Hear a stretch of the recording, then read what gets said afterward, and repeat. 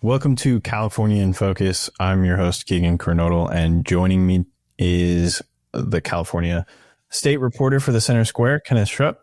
And today we are talking about the protest response that cost LA nearly $20 million, how it illustrates officer shortages and the cost of that.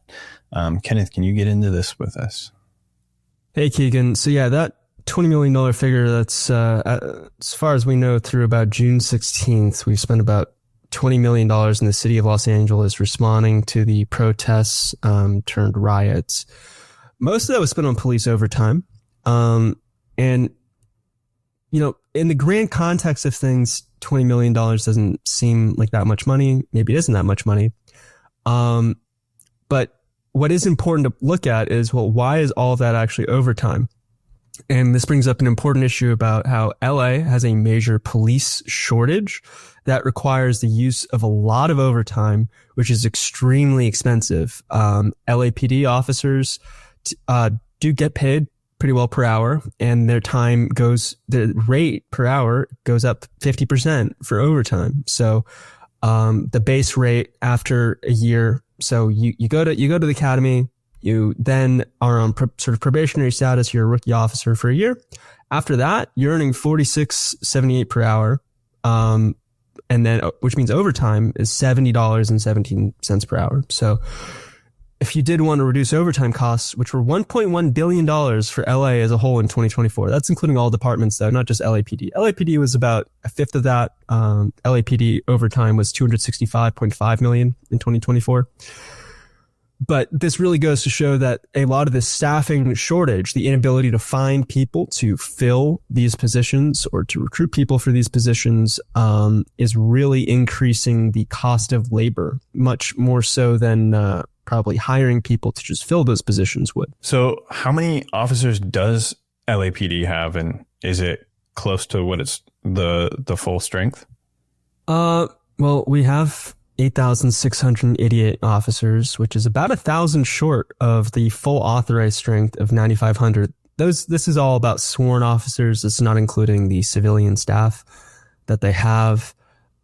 Just let's put this in a little bit of context. LA has about 3.8 million residents, which means that there's about one LAPD officer for every 429 LA residents.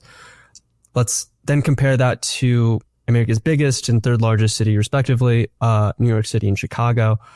They have about one officer for every 220 residents. So we have about half the officers per capita. But then let's also consider that LA is much larger. It's geographically much larger and much more spread out than the two cities.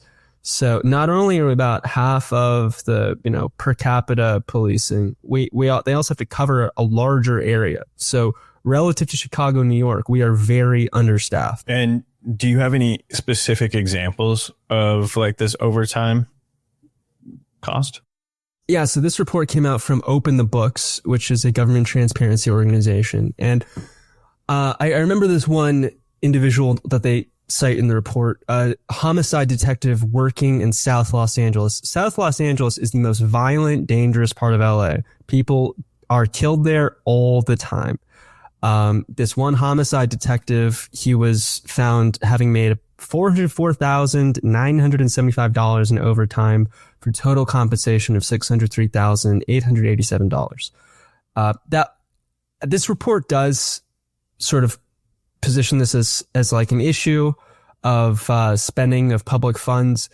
But when you look at the amount of crime in the area and the shortage of law enforcement, sort of different picture emerges that you just have a very small number of officers per capita, including detectives, having to solve a very large number of crimes.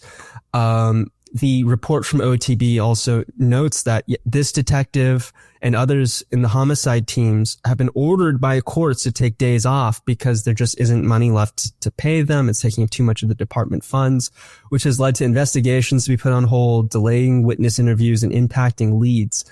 So my takeaway when I hear this and I see these facts and I see the story of this one homicide detective, it really suggests that if we want less overtime, we should be hiring more police. Let's also look at other studies that show the impact of a lot of overtime on police. It actually reduces their job performance and results in decision making that can lead to harm to the officer or harm to the public. So we're damaged. It does seem like we're damaging public finances and possibly even public safety by relying so much on overtime and not wanting to expand LAPD, for example, to just have enough officers to carry out daily functions without having people work so many extra hours. In 2024, City of Los Angeles had a shortfall deficit of like $1 billion or so, right? Yeah, we have $1 billion deficit for the coming fiscal year that we've made a lot of cuts and to help meet, and that is going to impact the police department as well. I see. So any plans going forward that you've heard or anything like that? Right. So remember what I said about how the hourly wages are lower if you're not using overtime? Mm-hmm. Well, to hire more officers, you do have to invest money into training these people. You have to, train them in the academy. It's not cheap to train an officer. But the new budget for LAPD that was approved by City Council would result in a decrease to an estimated 8,399 officers by June 30th, 2026. So we would essentially be down well over 1,000 officers short of strength by that point. Well, Kenneth, I appreciate you going through this with us. Readers can keep up with this story and more at thecentersquare.com. Thank you for tuning in.